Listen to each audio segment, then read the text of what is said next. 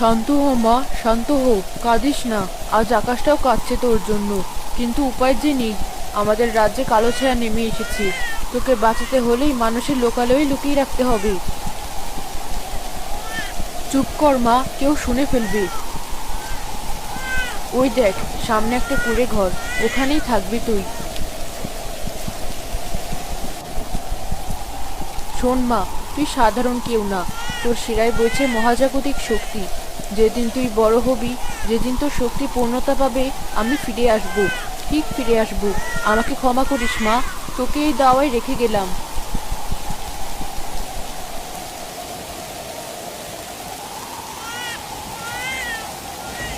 শিউলি, ও শিউলি, তুমি কি বাতাসের শব্দের মধ্যে অন্য কিছু শুনতে পাচ্ছ? কিসের শব্দ? বাইরে যা তুফান হচ্ছে, মনে হচ্ছে আজ ঘরদোর সব উড়িয়ে নিয়ে যাবে। ভয়ে আমার হাত পা ঠান্ডা হয়ে আসছে। আরে না, ঝড়ের শব্দ নয়। মনে হলো কোনো শিশুর কান্নার আওয়াজ ভেসে এলো, খুব কাছে কোথাও।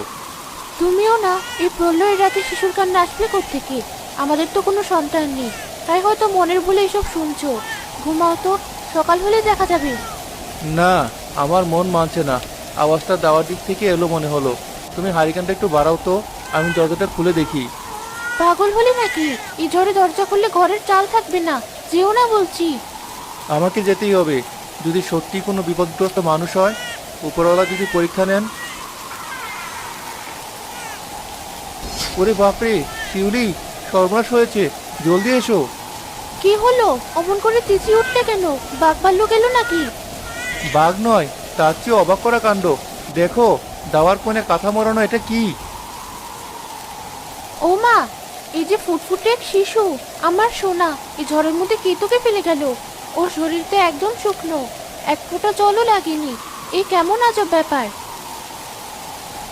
আশেপাশে তো কাউকে দেখছি না। যে রেখে যাক, মনে হচ্ছে আল্লাহ আমাদের হাহাকার শুনেছেন।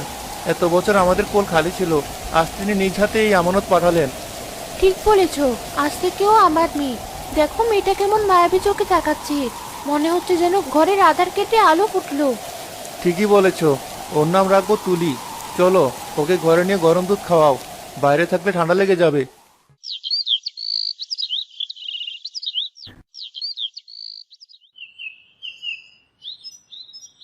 শালিক ভাই, তোরা আজ তো দেরি করলি কেন? আমি কখন থেকে তোদের জন্য খুদ নিয়ে বসে আছি। আর কাঠবিড়ালি, তুই আবার রাগ করলি কেন? নে, এই পেয়ারাটা নে। শিউলি, দেখেছো কাণ্ড? মেয়েটা আবার একা একা কথা বলছে, জঙ্গলের দিকে তাকিয়ে বিড়বিড় করছে। ছোটবেলা থেকেই তো দেখছি মেয়েটা কেমন যেন আলাদা। মানুষের সাথে মেশে কম, আর বনের পশু পাখির সাথে ভাব বেশি। সেদিন দেখলাম একটা গোখরো সাপ ওর পায়ের কাছে কুণ্ডলি পাখি শুয়ে আছে, আর ও সাপটাকে ভয় না পেয়ে আদর করছে। আমার কিন্তু বড্ড ভয় করে। ভয় পেও না, ও প্রকৃতির সন্তান। হয়তো ওর মনটা খুব সরল বলেই পশু পাখিরা ওকে ভালোবাসে। বাবা, শোনো। কি হয়েছে মা, এত হাঁপাচ্ছিস কেন? বাবা, আমার মাটিতে বসে খেলতে ভালো লাগে না। পাখিরা বলেছে আমি যদি গাছের মগডালে থাকি, তবে ওরা আমাকে অনেক দূরের গল্প শোনাবে। তুমি আমাকে ওই বড় বটগাছটা একটা ঘর বানিয়ে দিবে? বললেই হলো। গাছে কি ঘর বানানো যায়? পড়ে গিয়ে হাত পা ভাঙবি নাকি? আহা, তুমি থামো তো। মেয়ে যখন শখ করেছে, আমি বানিয়ে দেব।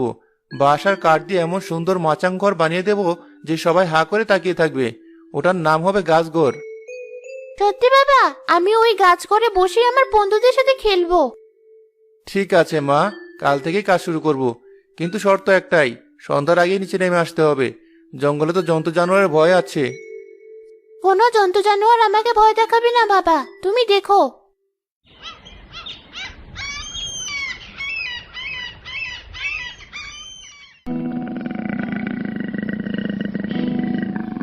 পলাশ, পলাশ, তাড়াতাড়ি কুঠার নিয়ে এসো, সর্বনাশ হয়ে গেছে। কি হয়েছে শিউলি, অমন করে কাঁপছো কেন? যে দেখো, তুলির গাছ ঘরের নিচে ওটা কি? কত বড় দোরাকাটা বাঘ! আমাদের মেয়েটা এখন নামবে কি করে? বাঘটা তো ওত পেতে বসে আছে। হাই হাই, এই যে সাক্ষাৎ মৃত্যু। তুমি শব্দ করো না, আমি পিছন দিক থেকে গিয়ে বাঘটার মাথায় কোপ বসাবো। আজ হয় বাঘ মরবে, না হয় আমি। সাবধানে, মেয়েটার জন্য কোনো ক্ষতি না হয়। কি রে বাঘা, তুই আজ আবার এসেছিস কেন? তোকে না বললাম দুপুরে আসবি না? আমি ঘুমাচ্ছিলাম। শিউলি, দেখেছো? তুলি বাঘটার সামনে গিয়ে দাঁড়ালো। ওকে ডাক দাও, বাঘটা এখনই হালুম করে উঠবে। অমন করছিস কেন? খিদে পেয়েছে? দাঁড়া, মা ঘরে পিঠা বানিয়েছি, তোকে এনে দিচ্ছি। কিন্তু খবরদার, বাবাকে ভয় দেখাবি না, বাবা খুব ভয় পায়। এ আমি কি দেখছি? বনের বাঘ আমার মেয়ের কথা শুনছে। পলাশ, আমি তো আগে বলেছিলাম তুলি সাধারণ কোনো মানুষ নয়, ওর মধ্যে নিশ্চয় কোনো দৈব শক্তি আছে। চুপ করো, নিজের চোখে না দেখলে বিশ্বাস করতাম না। কুঠারটা নামিয়ে ফেলি। বাঘটা তো ওকে কিছুই করছে না, উল্টো আদর খাচ্ছে। আমাদের মেয়েটা সত্যিই রহস্যময়ী।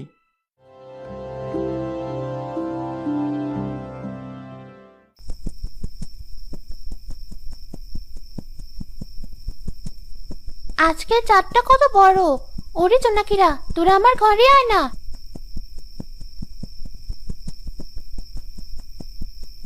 রাজকন্যা তুলি, আপনি কি আমাকে চিনতে পারছেন? কে? কে তুমি? তোমার পিঠে ওগুলো কি? ডানা? তুমি কি পাখি? কিন্তু দেখতে তো মানুষের মতো। আমি পাখি নই রাজকন্যা, আমি পরী। আর আপনিও আমাদেরই একজন। আপনার জন্ম মানুষের ঘরে নয়, পরী রাজ্যে। আমি পড়ি, কিন্তু আমার তো ডানা নেই। আমার বাবা পলাশ, মা শিউলি। তুমি ভুল করছো। ভুল আমি করছি না। আপনার মা আমাদের রানী আপনাকে এখানে রেখে গিয়েছিলেন বিপদের হাত থেকে বাঁচাতে। আজ আপনার শক্তি জাগছে, তাই আমি এসেছি আপনাকে পাহারা দিতে। শিউলি, উপরের দিকে তাকাও। তুলি ঘরে কারা কথা বলছে? ঘর থেকে কেমন অদ্ভুত আলো বেরোচ্ছে। ও মানুষ নয়, ও পরী। ওর পিঠে ডানা আছে। আমার বুকটা কেমন কেঁপে উঠছে। ওকে আমার মেয়েকে কেড়ে নিতে এসেছে। চুপ করে শোনো ওরা কি বলে। তুমি চলে যাও, আমার বাবা মা দেখলে ভয় পাবে। আমি পরী হতে চাই না, আমি তুলে হয়ে থাকতে চাই। আমি চলে যাচ্ছি রাজকন্যা, কিন্তু মনে রাখবেন, আপনার আসল বাড়ি আকাশ ছোঁয়া মেঘের দেশে। সময় হলে আপনাকে ডাক দেওয়া হবে। শুনলে, ও তুলিকে নিতে আসবে। আমি আমার মেয়েকে দেব না, কিছুতেই দেব না। শান্ত হও। কপালের লিখন কেউ খণ্ডাতে পারে না। যতদিন ও আছে ততদিন ওকে বুকের মধ্যে আগলে রাখবো, কিন্তু কাউকে এ কথা জানাবে না। জানাজানি হলে গ্রামের লোক ওকে ডাইনি ভাববে।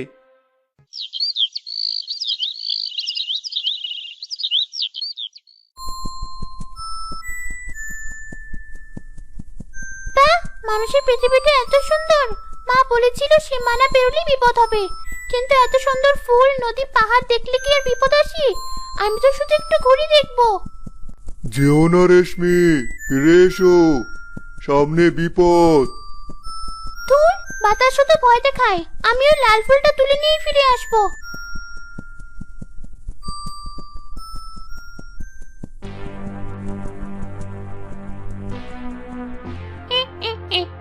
কতদিন পর কচি মাংসের গন্ধ পাচ্ছি।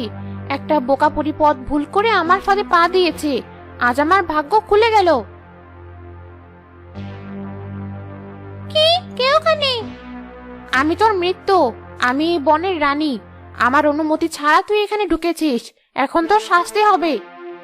আমাকে যেতে দিন, আমি ভুল করে এসেছি। আমার মা জানলে খুব বকবে। মা জানবে পরে, আগে আমি আমার কাজ সারি। তোর ওই ঝলমলে ডানা দুটো আমার চাই। ওগুলো পুড়িয়ে আমি খাবো, আর তোর রক্ত দিয়ে আমি অমর হব। না, দয়া করুন, আমার ডানা কাটবেন না। আমি উড়বো কি করে? আধার কণা বাঁধন টুটুক, ডানা দুটো খসে পড়ুক। আমার পিঠ জ্বলছে, আমার ডানা।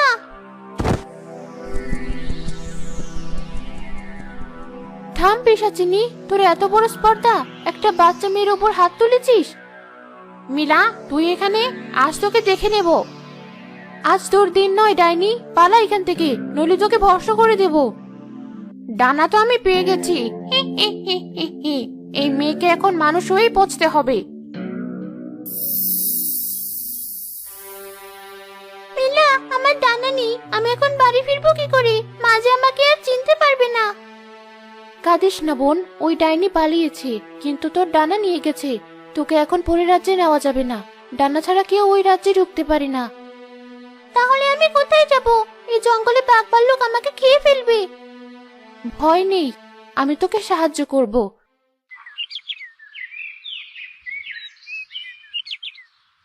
ওই দেখ, নদীতে একটা নৌকা বাঁধা আছে। ওটা সাধারণ নৌকা নয়, আমি তোকে ওটাই তুলে দিচ্ছি। এই নৌকা আমাকে কোথায় নিয়ে যাবে? যেখানে তোর কপালে লেখা আছে। শোন রেশমি, যতক্ষণ কেউ এই নৌকা নিজের ইচ্ছে না থামায় তুই নামবি না। যে তোকে নৌকা থামিয়ে নামাবে সেই তোকে আশ্রয় দেবে। যা বোন, মানুষের জগতে তোর নতুন জীবন শুরু হোক।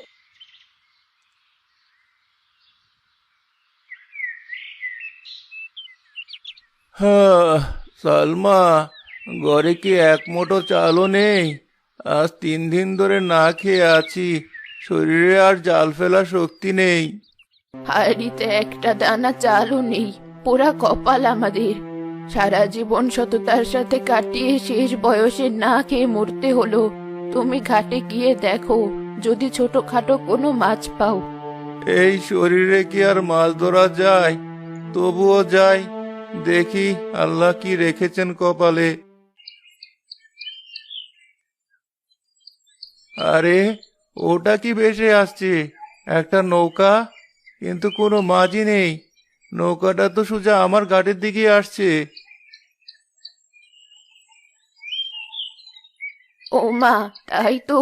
নৌকার ভেতর ওটা কে শুয়ে আছে? মনে হচ্ছে একটা ছোট মেয়ে। আহারে, কি সুন্দর দেখতে। নৌকাটা ধরো সালমা, মেয়েটা যেন ভেসে না যায়।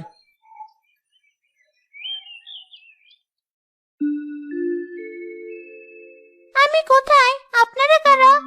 ভয় পেও না, আমরা খুব গরিব মানুষ, কিন্তু কারো ক্ষতি করি না। তুমি কোথা থেকে এসেছো? তোমার বাবা মা কোথায়?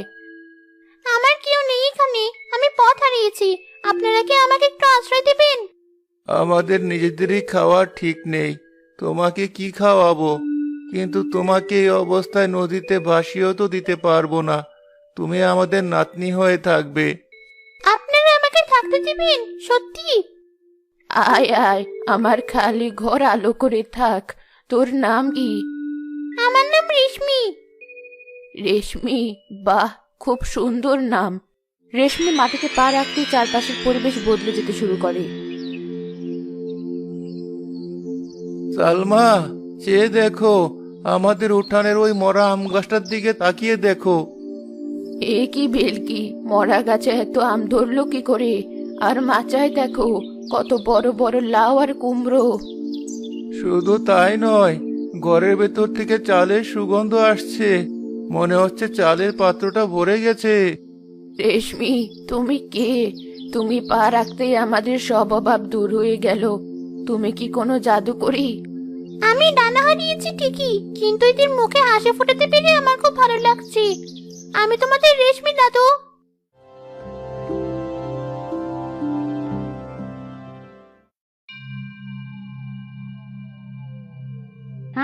গন্ধটা এখান থেকেই আসছে। ভেবেছিলি মানুষের ভিড়ে লুকিয়ে বাঁচবি? আমার অমরত্ব এখনো পূর্ণ হয়নি। তোর শরীরের শেষ রক্তবিন্দু না পেলে আমার জাদু সম্পূর্ণ হবে না। দাদু, বাইরে কিসের শব্দ হলো? মনে হলো কেউ ডাকছি। আমি ডাকছি, তোর মৃত্যু তোকে ডাকছে। দাদু, দাদু পালাও, সেই ডাইনি আবার এসেছে। ও আমাকে মেরে ফেলবে। কে তুই? আমার নাতনির দিকে এগুলে মাথা ফাটিয়ে দেব। তুচ্ছ মানুষ, সর এখান থেকে। ওরে বাপরে, আগুন! রেশমি, তুই ঘরের পেছনে লুকা। না দাদু, ও আমাকে চাই। আমি ধরা দিলে ও তোমাদের ছেড়ে দিবে। ঠিক বলেছিস, আয় আমার কাছে। আজ তোকে কেউ বাঁচাতে পারবে না। প্রকৃতি পড়েও আজ অনেক দূরে। মিলা, মা, তোমরা কোথায়? আমাকে বাঁচাও। রেশমি, ভয় নেই মা, আমি এসেছি। মায়াবতী, তুই? পরিরাজ্যের রানী এখানে? আমার মেয়ের গায়ে হাত দেওয়ার সাহস কি করে হলো তোর? আজ তোর শেষ দিন। মিলা, ওকে ঘিরে ফেলো। আজ আর পালানোর পথ পাবি না ডাইনি, তোর পাপের ঘোড়া পূর্ণ হয়েছে। না, না, তোমরা দুজন একসাথে? এটা হতে পারে না। আমাকে ক্ষমা করে দাও, আমি আর আসবো না। ক্ষমা নেই, তোর জন্য আমার মেয়ে ডানা হারিয়েছে, এত কষ্ট পেয়েছে। এই নে তোর শাস্তি।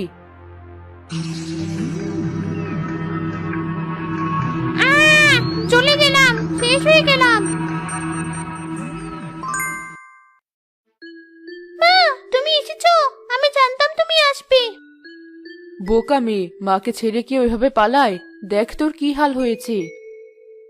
আপনারা কারা আমি জানি না, কিন্তু আপনারা আমাদের রেশমিকে বাঁচালেন। আমরা আপনাদের কাছে ঋণী। ঋণী আমরা বাবা, আপনারা আমার অসহায় মেয়েকে আশ্রয় দিয়েছেন, নিজের নাতনির মতো ভালোবেসেছেন।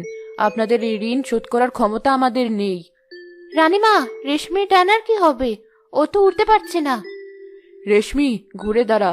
তোর সততা আর এই বৃদ্ধ দম্পতির ভালোবাসায় তোর শক্তি। আমি তোর ডানা ফিরিয়ে দিচ্ছি।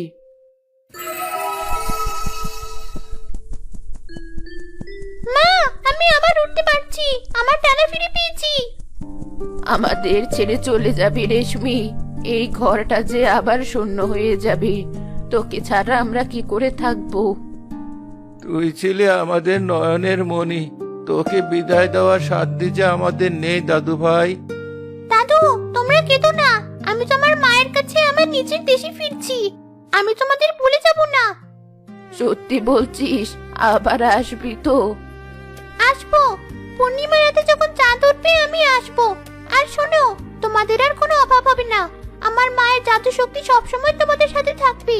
এই গাছপালা, এই নদী সবাই তোমাদের বন্ধু হয়ে থাকবে। আপনারা চিন্তা করবেন না, আপনাদের বাকি জীবন সুখেই কাটবে। আজ আমরা আসি। বিদায়, নিজেদের খেয়াল রেখো। ভালো থাকিস দাদু ভাই, সুখে থাকিস। সাবধানে যাস দাদু ভাই, আমরা তোর পথ চেয়ে থাকবো।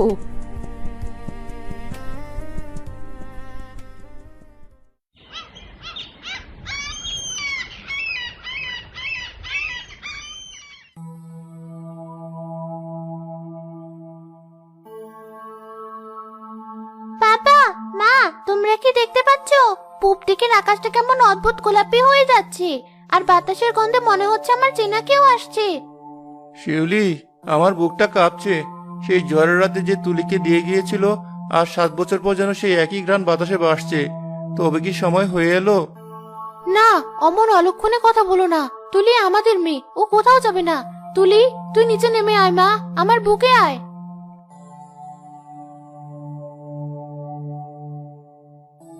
মা, তুমি কাঁদছো কেন? আমারও কেমন যেন অদ্ভুত লাগছে। মনে হচ্ছে আমার বুকের ভেতর একটা শক্তি জেগে উঠছে। ওই দেখো মা, জঙ্গল থেকে হরিণ, বাঘ, হাতি সবাই বেরিয়ে আসছে। ওরা আমাকে বিদায় জানাতে এসেছে মনে হয়। চুপ কর মা, এসব কথা বলিস না।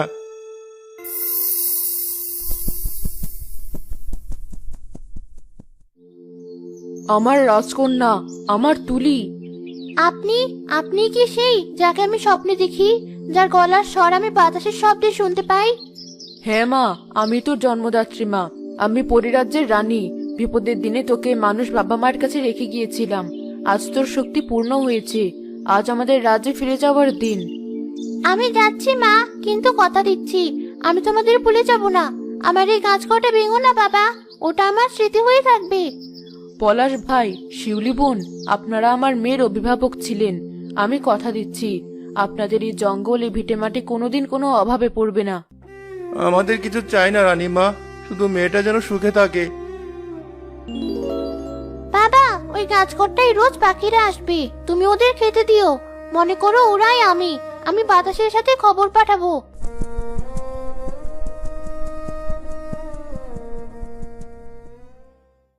বোন, দেখো আমাদের রাজ্যটা কত সুন্দর। সত্যি রেশমি, এত রং, এত আলো। কিন্তু জানিস, ওই নিচের মাটির পৃথিবীটা, ওই ছোট্ট কুড়ে ঘরটা আর আমার ওই গাছ ঘরটা, ওগুলো আমার কাছে এর চেয়েও বেশি সুন্দর। কারণ ওটা ভালোবাসার পৃথিবী মা। ভালোবাসা যেখানে থাকে সেখানে আসল সুখ। এখন চল, রাজ্যের সবাই তোদের অপেক্ষায় আছে। তোরা দুই বোন মিলে আমাদের রাজ্যকে নতুন করে সাজাবি।